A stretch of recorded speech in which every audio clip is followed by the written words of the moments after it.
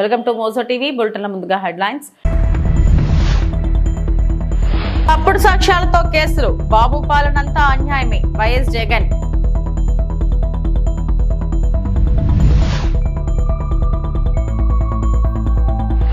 Fish Venkat కుటుంబానికి సోను సూద్ పరామర్శ, Narayana.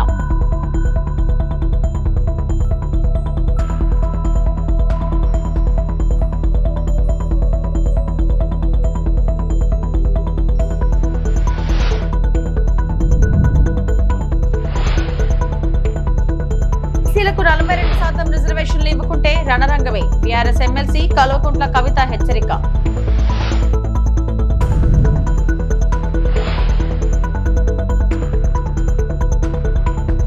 Operation Sindoor, operation Mahadev విజయానంతరం ఎన్డీఏ పార్లమెంటరీ సమావేశంలో హర్ హర్ మహాదేవ్ నినాదాలతో ప్రధాని నరేంద్ర మోడీకి పూలమాల వేసి ఘన సత్కారం చేసిన ఎన్డీఏ ఎంపీలు.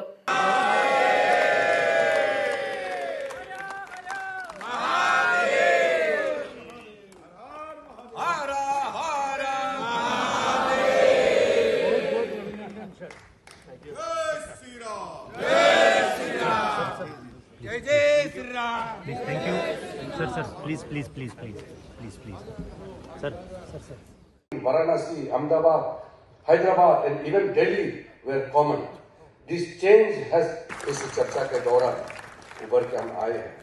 फिर राज्यसभा में आदरणीय गृह मंत्री जी ने डिबेट को समापन किया और जैसे लोकसभा में हुई, राज्यसभा में भी बहुत अच्छी तरह से डिबेट का संपन्न हुई. अब हम परिचय कराना चाहते हैं. हमारे कुछ नए सदस्य हमारे साथ जुड़े हैं.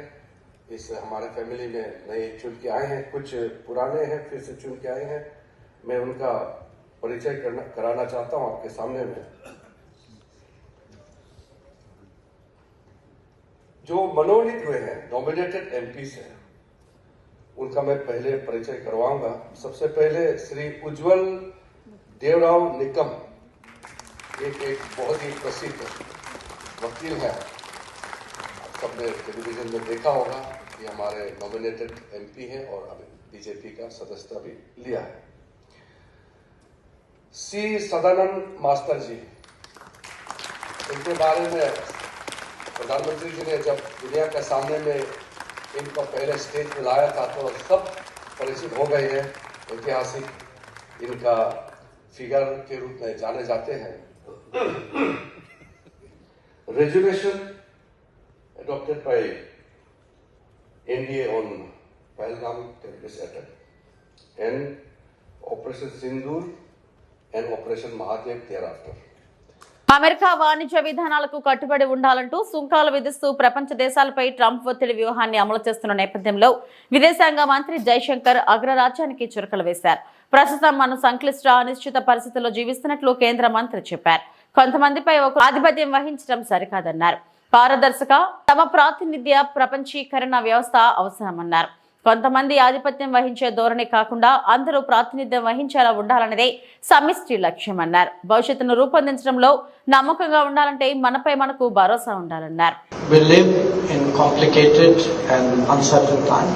Our collective desire is to see a fair and representative global order, not one dominated by a few. But I want to say this to you. Obtaining respect and ensuring dignity for societies can also be achieved through cultural progress. In that context, traditions are of particular value because ultimately they define identity. We must be assured about what we are if we want to be confident about shaping the future.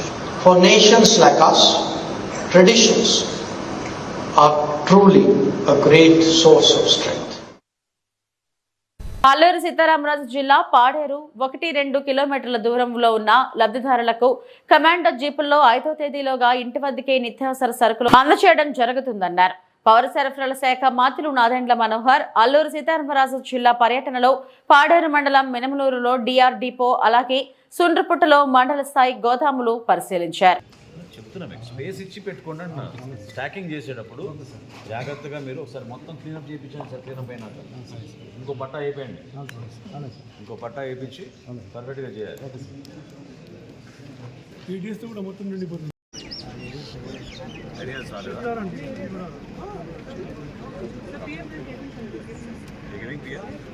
జిల్లాలో క్షేత్రస్థాయిలో వాస్తవ పరిస్థితులు పరిశీలించడానికి పౌర సరఫరాల శాఖ నుంచి, అదేవిధంగా గిరిజన కోఆపరేటివ్ కార్పొరేషన్ నుంచి ఏ విధంగా మేము పౌరులకి ప్రతి నెల రేషన్ సరఫరా జరుగుతున్న దానిపైన అధ్యయనం చేయడానికి కోసం ఈరోజు అధికారులు, ప్రజాప్రతినిధులు అందరం కూడా పర్యటించాం.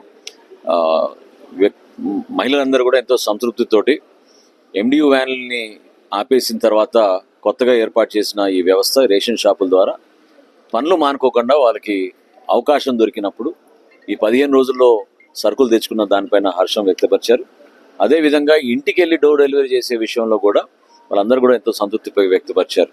రాబోయే రోజుల్లో కలిసి గిరిజన కోఆపరేటివ్ కార్పొరేషన్ తోటి పౌర సరఫరా శాఖ రాష్ట్ర వ్యాప్తంగా ఉన్న 29,000 ఫేర్ ప్రైస్ షాపుల్లో కూడా ఈ ప్రోడక్ట్స్ ఏవైతే కష్టపడి మన గిరిజనులు ఇక్కడ మన సంపదని సృష్టిస్తున్నారో అక్కడి నుంచి మనం రాష్ట్ర వ్యాప్తంగా ప్రతి ఒక్కరికి అందుబాటులో తీసుకురావడానికి కోసం ఒక ప్రయత్నం చేయబోతున్నాం. అదేవిధంగా దీపం పథకం గురించి కూడా మేము క్షేత్రస్థాయిలో ప్రతి ఒక్కరిని అడిగాం. చిన్న చిన్న సమస్యలు ఏవైతున్నాయో అవి సరి చేసుకునే విధంగా అధికార యంత్రాంగాన్ని కూడా అప్రమత్తం చేశాం. రాబోయే రోజుల్లో మరింత మెరుగైన సేవలు అందించడానికి, ఎక్కువ ప్రోడక్ట్స్ కూడా అందించడానికి, ఇది కేవలం ఏంటంటే వాళ్ళు ఇప్పుడు షాపుల దగ్గరకు వచ్చి తీసుకునే అవకాశం కేవలం బియ్యానికిను, పంచదారకిను, కందిపప్పుకే కాకుండా ఇతర సరుకులు కూడా వాళ్ళకి అందుబాటులో తీసుకొచ్చి నాణ్యమైన సరుకు తక్కువ రేటుకి ఇచ్చే విధంగా ఒక ప్రయత్నం తప్పకుండా రాష్ట్ర ప్రభుత్వం నుంచి మేము చేపడతాం. ఏపీలో చంద్రబాబు పాలనలో కలియుగ రాజకీయాలు చూస్తున్నాం. న్యాయం, ధర్మం ఎక్కడా కనిపించడం లేదన్నారు. వైఎస్ఆర్సీపీ అధినేత జగన్మోహన్ రెడ్డి తప్పుడు కేసులు, తప్పుడు సాక్ష్యాలతో కేసులను నడిపిస్తున్నారని ఆరోపించారు. అక్రమ, తప్పుడు కేసుల్లో బాధితుల తరపున న్యాయవాదులు నిలబడాలన్నారు. న్యాయవాదులను, సేవలను పార్టీ ఎప్పుడు మర్చిపోదంటూ హామీ ఇచ్చారు. పార్టీ కోసం కష్టపడే వారికి తప్పకుండా వారికి ప్రాధాన్యత ఉంటుందని భరోసా ఇచ్చారు. వైఎస్ఆర్సీపీ అధినేత వైఎస్ జగన్మోహన్ రెడ్డి అధ్యక్షతన వైఎస్ఆర్సీపీ లీగల్ సెల్ ప్రతినిధుల భేటీ జరిగింది. ఈ సమావేశంలో పార్టీ ప్రధాన కార్యదర్శి పొన్నవోలు సుధాకర్ రెడ్డి, లీగల్ సెల్ రాష్ట్ర అధ్యక్షుడు మనోహర్ రెడ్డి, ఉమ్మడి గుంటూరు, కృష్ణా జిల్లాల లీగల్ సెల్ ప్రతినిధులు పాల్గొన్నారు. నేను వేరే చెప్పాల్సిన అవసరం లేదు. నిజంగా ఈరోజు పార్టీకి అన్ని రకాలుగా ఒక పెద్దన్న పాత్ర ఎవరైనా పోషిస్తూ ఉన్నారు అంటే అది న్యాయవాదులే అని చెప్పాలి. అడగకపోతే అమ్మైనా అన్నం పెట్టదన్నట్టుగా, కోరకపోతే దేవుడైనా కూడా వరం ఇవ్వడం అన్నట్టుగా, పిటిషన్ వేయకపోతే, న్యాయస్థానంలో మీరు నిలబడకపోతే న్యాయం కూడా దక్కే పరిస్థితి కూడా ఉండదు. కలియుగం అన్నది ఏమిటి అన్నది ఈ చంద్రబాబు నాయుడు గారి పరిపాలన చూస్తే ఈ 14 నెలల్లో ఓహో ఇదేనా కలియుగము అని చెప్పి అనిపించే పరిస్థితి ఎవరికైనా కూడా అనిపిస్తుంది. ఎందుకనంటే న్యాయం లేదు, ధర్మం లేదు. తమకు గిట్టని వాళ్ళు ఎవరైనా ఉంటే, తమకు నచ్చని వాళ్ళు ఎవరైనా ఉంటే, తమకు వ్యతిరేకంగా స్వరం వినిపించే వాళ్ళు ఎవరైనా ఉంటే తట్టుకునే పరిస్థితి లేదు, జీర్ణించుకునే పరిస్థితి లేదు. ఎలాగైనా తీసుకొని పోయి వాళ్ళని జైల్లో వేయాలి, ఎలాగైనా తీసుకొని పోయి వాళ్ళని చిత్రహింసలు పెట్టాలి, ఎలాగైనా కూడా వాళ్ళ పరువును తీయాలి అనే ఒక నీచమైన సంస్కృతి ఈరోజు మనం చూస్తూ ఉన్నాం. ఒక మనిషిని జైల్లో పెట్టడము అని అంటే తన పరువును, తన ప్రతిష్టలతో ఆడుకోవడం. అవన్నీ తెలిసి కూడా ఏ తప్పు చేయకపోయినా కూడా బురద వేసి తప్పు చేశాడు అని చెప్పి దానికోసం దొంగ సాక్ష్యాలను క్రియేట్ చేసి కేవలం వీళ్ళు పెట్టే ప్రలోభాలు, వీళ్ళు పెట్టే భయం తప్ప వేరే బేసి లేదు, వేరే సాక్ష్యము లేదు. ఇలాంటి పరిస్థితుల మధ్య న్యాయం జరగడానికి కోసం బాధితుల తరపున గట్టిగా నిలబడి వాళ్ళ స్వరం వినిపించే కార్యక్రమం ఎక్కడైనా చేయాల్సిన పరిస్థితి ఏదైనా ఉంది అని అంటే అది ఇంకా మన భుజస్కంధాల మీద ఇంకా బాధ్యత ఎక్కువైంది. కానీ ఏదైనా కూడా న్యాయం, ధర్మం అనేది వాళ్ళ తరపున ఎవరైనా వాళ్ళ తరపున గట్టిగా నిలబడి వాళ్ళకు న్యాయం చేసే పరిస్థితి రావాలి అని అంటే అది మళ్ళీ మీ భుజస్కంధాల మీదనే ఉంది. కాబట్టి మీరు పోషించే పాత్ర చాలా ఇంపార్టెంట్ పాత్ర. మరీ ముఖ్యంగా కష్టకాలంలో ప్రతిపక్షంలో ఉన్నప్పుడు వైఎస్ఆర్ పార్టీకి నిజంగా పెద్దన్నగా మీరు చేస్తూ ఉన్న పాత్ర ఎప్పటికీ కూడా పార్టీ మర్చిపోదని ఈ సందర్భంగా తెలియజేస్తాను. ఎవరికి కూడా ఊహించని విధంగా కూడా ఇంతకుముందు గతంలో ఎప్పుడు జరగని విధంగా కూడా లీగల్ కమ్యూనిటీకి మరీ ముఖ్యంగా ఫస్ట్ టైం లా కంప్లీట్ చేసుకొని తమ కాళ్ళ మీద తాము నిలబడడానికి సిద్ధంగా ఉన్న యంగ్స్టర్స్కు, యంగ్ లాయర్స్కు ప్రభుత్వం అప్పట్లో క్రమం తప్పకుండా సహాయ సహకారాలు అందిస్తూ లా నేస్తం పేరిట అండగా నిలిచిన చరిత్ర కూడా ఇంతకుముందు ఎప్పుడూ జరగల. అదొక్క వైఎస్ఆర్సీపీ ప్రభుత్వం వచ్చిన తర్వాత మాత్రమే ఆ చరిత్ర కూడా చూసాం. అలాంటి పరిస్థితుల నుంచి నిజంగా అట్టడుగు వర్గాలకు తోడుగా ఉండాలని చెప్పి కార్యక్రమంలో భాగంగా ఏకంగా జీపీలు, ఏజీపీల నియామకంలో కూడా ఏకంగా 52% రిజర్వేషన్లు ఇచ్చి అట్టడుగు వర్గాలకు కూడా మంచి చేయాలి అని చెప్పి ఆలోచన చేసిన పరిస్థితులు కూడా గతంలో ఎప్పుడు చూడాల. అప్పుడు కూడా జరిగింది కూడా, అది కూడా వైఎస్ఆర్సీపీ హయాంలోనే. న్యాయవాదులకు సంక్షేమ నిధి కోసం 100 కోట్ల రూపాయలు వాళ్ళకు కేటాయింపులు చేసి అందులో 25 కోట్ల రూపాయలు ఖర్చు కూడా ఎప్పుడైనా జరిగింది అని అంటే అది కూడా వైఎస్ఆర్సీపీ ప్రభుత్వ హయాంలోనే. న్యాయవాదుల సంక్షేమ నిధికి కాకుండా ఇన్సూరెన్స్ పథకానికి కూడా 1/3 వంతు వాటాను కూడా ప్రభుత్వమే చెల్లించిన పరిస్థితులు కూడా ఎప్పుడైనా ఉన్నాయి అని అంటే అది కూడా వైఎస్ఆర్సీపీ ప్రభుత్వంలోనే. అవుట్సోర్సింగ్ ఇంజనీరింగ్ కార్మికుల సమస్యలను పరిష్కరించేందుకు ప్రభుత్వం సానుకూలంగా ఉందని తనకు ఎమ్మెల్యే ఆర్మిల్లి రాధాకృష్ణ అన్నారు. ఇటీవల తమ సమ్మెకు స్పందించి జీతాలు పెంచినందుకు తనకు మున్సిపాలిటీ ఇంజనీరింగ్ కాంట్రాక్ట్ కార్మికులు మంగళవారం ఎమ్మెల్యేను కలిసి కృతజ్ఞతలు తెలిపారు. ఈ సందర్భంగా రాధాకృష్ణ మాట్లాడుతూ కార్మికుల సంక్షేమానికి కూటమి ప్రభుత్వం కట్టుబడి ఉందని, గత తెలుగుదేశం పార్టీ ప్రభుత్వ హయాంలో మున్సిపాలిటీలో పనిచేస్తున్న అవుట్సోర్సింగ్ కార్మికుల వేతనాలు 10,000 నుంచి 13,000కు పెంచడం జరిగిందన్నారు. ఎన్నికలకు ముందు కూటమి ప్రభుత్వం అధికారంలోకి వస్తే వేతనాలు పెంచుతామని ఆనాడు ముఖ్యమంత్రి చంద్రబాబు నాయుడు హామీ ఇచ్చారని గుర్తు చేశారు. అందుకు అనుగుణంగా వారి వేతనాలను 3,000 పెంచినట్లు చెప్పారు. తణుకు పట్టణంలో సుమారు 57 మంది ఇంజనీరింగ్ కార్మికుల వేతనాలు పెంపుదల జరిగిందని అన్నారు.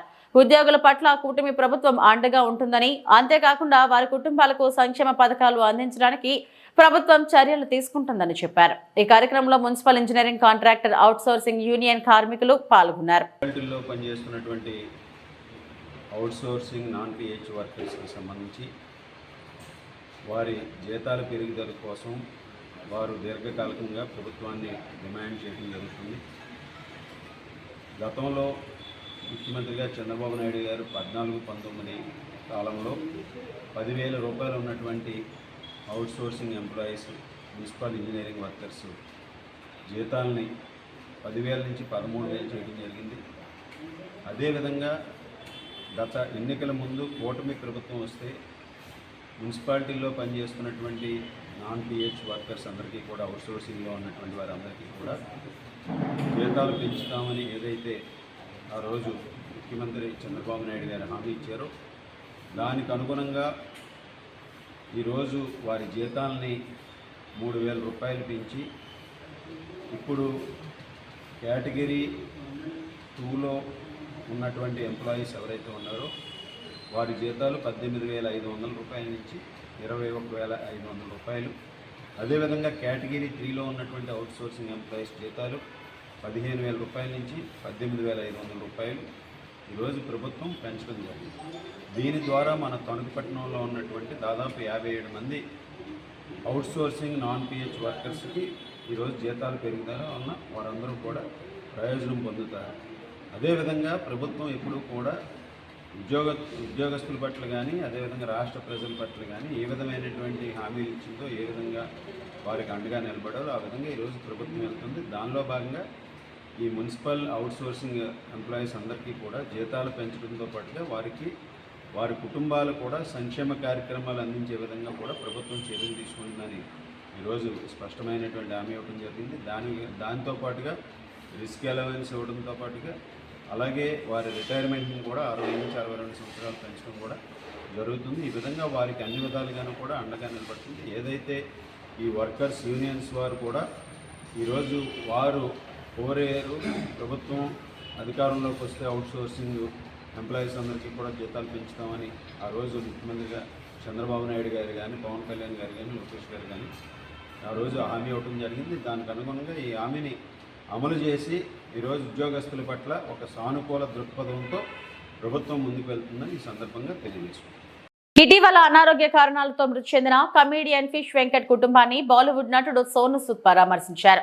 సికింద్రాబాద్ అడ్డగుట్టలోని కుటుంబ సభ్యులను పరామర్శించి ప్రగాఢ సానుభూతి తెలియజేశారు. ఫిష్ వెంకట్ తనతో అత్యంత ఆప్యాయంగా ఉండే వ్యక్తి అని గుర్తు చేసుకున్నారు. ఫిష్ వెంకట్ అందరినీ నవ్విస్తూ సినిమాలలో మంచి పేరు తెచ్చుకున్నారని వెల్లడించారు. ఆయన మరణం తనను ఎంతగానో బాధించిందన్న సోను సూద్ ఆ కుటుంబాన్ని అన్ని విధాలా ఆదుకుంటారని హామీ ఇచ్చారు.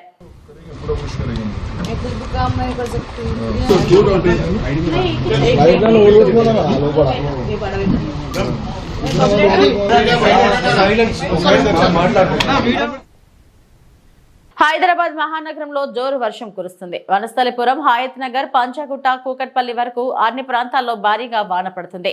అటు కార్వాన్, గోల్కొండ, జియాగూడ నుంచి సికింద్రాబాద్, బోయిన్పల్లి వరకు అన్ని ప్రాంతాల్లో వాన దంచుకొడుతుంది. ఖైరతాబాద్, లక్డీకపూల్, మాతాపూర్, కూకట్పల్లి, హైదర్ నగర్, వివేకానంద నగర్, హిమాయత్ నగర్, కోటి, సుల్తాన్ బజార్, అబిడ్స్, నాంపల్లి, బషీర్బాగ్, కాఫ్రాలో వర్షపు నీరు రోడ్లపై చేరడంతో వాహనదారులు తీవ్ర ఇబ్బందులు పడుతున్నారు.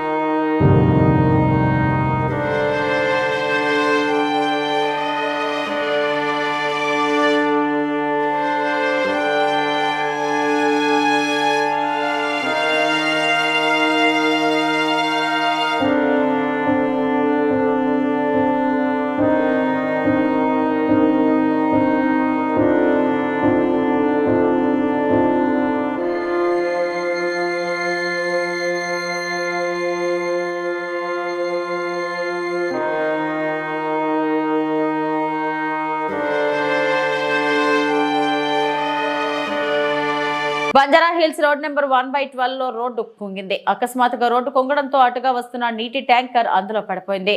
వెంటనే సంఘటనా స్థలానికి చేరుకున్న జీహెచ్ఎంసీ అధికారులు, ట్రాఫిక్ పోలీసులు సహాయక చర్యలు చేపట్టారు. భారీ వర్షం కారణంగానే రోడ్డు కుంగినట్లు అధికారులు చెబుతున్నారు.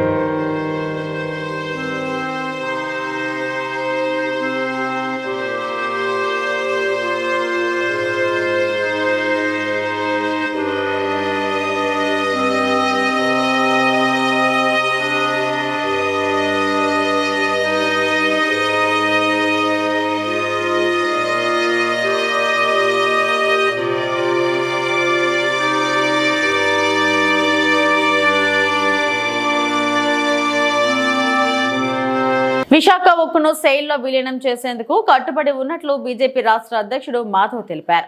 గుంటూరు పర్యటనలో భాగంగా ఆరండల్పేట పార్క్ వద్ద చాయ్ పే చర్చ నిర్వహించారు. కూటమి పాలన, కేంద్ర ప్రభుత్వ పథకాలపై స్థానికులతో ముచ్చటించారు. శంకర్ విలాస్ ఆర్ఓబి డిజైన్ల మార్పుపై స్థానిక వ్యాపారులు వినతి పత్రం అందించారు. కార్మికులతో కలిసి విశాఖ ఉక్కును కాపాడుకుంటామని మాధవ్ స్పష్టం చేశారు. దేశంలో బానిసత్వానికి చిహ్నంలో నిలుస్తున్న పరాయి పాలన ఆనవాళ్లు తీసివేసేందుకు కేంద్రం ప్రయత్నిస్తుందని, గుంటూరులో జిన్నా టవర్ పేరు మార్పు అంశం కూడా ఇందులో ఉందని తెలిపారు. ఆ రోజు లాఠీ దెబ్బలకి పెట్టి ఆ రోజు తూటాకి కూడా బలైపోయిన వాళ్ళు ఉన్నారు. ఆ విధంగా మొత్తం యావత్ ఆంధ్రప్రదేశ్ కలిసి విశాఖ ఉక్కు ఆంధ్రుల హక్కు తీసుకొచ్చారు. ఆ యొక్క స్టీల్ ప్లాంట్ రక్షణ కోసం గతంలో అటల్ బిహారీ వాజ్పేయి గారి నేతృత్వంలో 1400 కోట్ల రూపాయలు డెట్ నుంచి ఈక్విటీగా మార్చి ఆ విధంగా స్టీల్ ప్లాంట్ ని గతంలో రక్షించడం జరిగింది. మరొకసారి స్టీల్ ప్లాంట్ అనేక కష్టాల్లో పడి పూర్తి స్థాయిలో దాన్ని స్ట్రాటజిక్ సేల్ చేయాలని ఒక నేపథ్యంలో ఆ యొక్క అక్కడ ఎంప్లాయీస్ మేము కూడా కోరుకునే అంశం, దానికి సాధ్యాలు ఏ విధంగా చేయాలి, దాని కారణంగా సేల్ ఏ విధంగా ఉపయోగం, ఏ విధంగా ఆరోగ్యాలకు ఉపయోగం ఇవన్నీ కూడా ఆలోచన చేసుకుంటాం. ఇవాళ స్టీల్ ప్లాంట్ మంచి కార్మికులందరి యొక్క సంఘటన శక్తి అందరూ కలిసి ఆలోచన చేసుకుంటారు. ఆ విధంగా దాన్ని పూర్తి స్థాయిలో రక్షించాలని కాళేశ్వరం కమిషన్ రిపోర్టుపై మాజీ నీటిపారుదల శాఖ మంత్రి సిద్దిపేట ఎమ్మెల్యే హరీష్ రావు నిప్పులు చెరిగారు. 60 పేజీలతో కూడిన రిపోర్ట్ కాకుండా అసెంబ్లీలో 655 పేజీల రిపోర్ట్ పెట్టండి, చీల్చి చెండాడతామని హరీష్ రావు తేల్చి చెప్పారు. కాళేశ్వరం కమిషన్ రిపోర్టుపై హరీష్ రావు తెలంగాణ భవన్లో ప్రెస్ కాన్ఫరెన్స్ నిర్వహించారు. లీకుల రూపంలో రిపోర్ట్ మొత్తం బయట పెట్టకుండా వండి వార్చిన ఒక నివేదికను బయట పెట్టారు. అయితే ఈరోజు దాని మీద నిజాలు వాస్తవాలు రాష్ట్ర ప్రజల ముందు ఉంచాలనే ఉద్దేశంతో ఈ పీపీటీని, ఈ ప్రెస్ కాన్ఫరెన్స్ను నిర్వహించడం జరుగుతూ ఉంది. గత 20 నెలలుగా రాష్ట్రంలో చూస్తే రేవంత్ రెడ్డి గారు పాలన గాలికి వదిలేసి రాజకీయ కక్ష సాధింపు చర్యలకు పాల్పడుతూ ఉన్నారు. రాష్ట్రంలో పాలన లేదు, ఎక్కడా రైతులకు యూరియా దొరుకుతలేదు, హాస్టల్ పిల్లలు ఆసుపత్రుల పాలవుతూ ఉన్నారు, తరగతి గదుల్లో చదువుకోవాల్సిన విద్యార్థులు ఫీజు రియంబర్స్మెంట్ విడుదల చేయాలని, ఉద్యోగాలకు నోటిఫికేషన్లు ఇవ్వాలని రోడ్లెక్కుతున్న పరిస్థితి, వర్షాలు పడక నీళ్లు రాక పంటలు ఎండిపోతున్న పరిస్థితి, ఈ రకమైన పరిస్థితులు రాష్ట్రంలో ఉన్నాయి. కానీ రేవంత్ రెడ్డి గారు మా ప్రభుత్వం మాత్రం డబ్బులు దంచుకునేందుకు కమిషన్లు, ప్రతిపక్షాల మీద కక్ష సాధించడం కోసం రాజకీయ కమిషన్లు. ఇవాళ ఏం జరుగుతుందో రాష్ట్రంలో ఎవరిని అడిగినా చెప్తారు.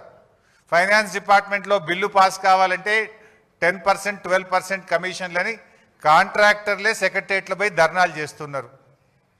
ల్యాండ్ కన్వర్షన్ కావాలంటే కమిషన్లు, బిల్డింగ్లకు అనుమతి రావాలంటే కమిషన్లు, మొత్తం కూడా ఈ రాష్ట్రంలో అంతా కమిషన్లమయం చేసినారు. డబ్బులు దండుకోవడానికి కమిషన్లు, ప్రతిపక్షాల మీద మరి కక్ష సాధించడం కోసం మరొక వైపు కమిషన్లు. ఈరోజు 2 పార్టీలు, కాంగ్రెస్ బీజేపీలు ఇద్దరూ కలిసి కుట్ర చేస్తూ ఉన్నారు. 2 పార్టీలు కలిసి రాజకీయంగా ఇలా కక్ష సాధింపు చర్యలకు అటు కేంద్ర రాష్ట్ర ప్రభుత్వాలు ప్రయత్నం చేస్తూ ఉన్నాయి. మనం చూసాం ఎన్డీఎస్ఏ రిపోర్ట్. ఎన్డీఎస్ఏ రిపోర్ట్ ఏం జరిగిందో మీ అందరికీ తెలుసు. ఇప్పుడు ఇదే గోదావరి నది మీద పోలవరం ప్రాజెక్ట్ ఉంది. మరి పోలవరం ప్రాజెక్టులో కుప్పగూలింది, 3 సార్లు కూలింది. 3 సార్లు కుప్పగూలిన ఆడికి ఎన్డీఎస్ఏ పోలే. ఇదే గోదావరి నది మీద అక్కడికి ఎన్డీఎస్ఏ పోదు, రిపోర్ట్ ఇయ్యదు. స్థానిక సంస్థల ఎన్నికల్లో బీసీలకు 42% రిజర్వేషన్లు కల్పించకపోతే రణరంగం సృష్టిస్తామని తెలంగాణ జాగృతి అధ్యక్షురాలు బీఆర్ఎస్ ఎమ్మెల్సీ కల్వకుంట్ల కవిత హెచ్చరించారు. తమది రాజకీయ పోరాటం కాదని, బీసీల ఆత్మగౌరవం కోసమే తమ ఆరాటమని పేర్కొన్నారు. బీసీలకు 42% రిజర్వేషన్తో పాటు ముస్లింలకు 10% రిజర్వేషన్లు కల్పించేలా ప్రత్యేక బిల్లును ప్రవేశపెట్టి బీజేపీ వైఖరిని బయట పెట్టాలని సీఎం రేవంత్ రెడ్డికి కవిత సూచించారు. బీసీలకు 42% రిజర్వేషన్ల సాధన కోసం సోమవారం కవిత ఇందిరా పార్క్ ధర్నా చౌక్ వద్ద 72 గంటల దీక్షకు దిగారు. 72 గంటలు దీక్ష పట్టినాం. నీళ్లు తాగేది లేదు, అన్నం తినేది లేదు, ఇందిరా పార్క్ వెళ్ళి కదిలేది లేదు. ప్రభుత్వాన్ని రిక్వెస్ట్ చేస్తా ఉన్నాం.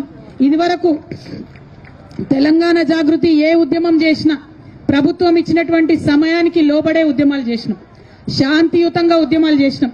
ఇక్కడ నిలబడ్డాం, ఇక్కడ ఉన్నాం, మా గోడు మేము చెప్పుకున్నాం, మా హక్కులు మాకు కావాలని నినదించినాం. అంతే తప్పితే ఎటువంటి అసాంఘిక చర్యలకు పాల్పడలేదు. కాబట్టి ఖచ్చితంగా మాకు పర్మిషన్ ఇవ్వాల్సిందే, 72 గంటలు పర్మిషన్ ఇవ్వాల్సిందే. ఒకవేళ 72 గంటలు ఇయ్యం, మిమ్మల్ని తీసుకుపోయి పోలీస్ స్టేషన్లో పెడతామంటారా? అక్కడనే దీక్ష చేస్తాం. మిమ్మల్ని తీసుకుపోయి హాస్పిటల్లో పెడతామంటారా? అక్కడనే దీక్ష చేస్తాం. మిమ్మల్ని తీసుకుపోయి ఇంటికాడ ఇడిచి పెడతామంటారా? ఆన్నే రోడ్డు మీద కూర్చొని అక్కడ కూడా దీక్ష చేస్తాం. పంతం ఇడిచేది లేదు, వెనక్కి వచ్చేది లేదు, హక్కులు సాధించే వరకు మడమ తిప్పేది లేదు. ఈ విషయం ప్రభుత్వం గమనించాలని చెప్పి నేను కోరుతున్నా. ఇప్పటివరకు నా బులెటిన్ అప్డేట్స్. నమస్తే.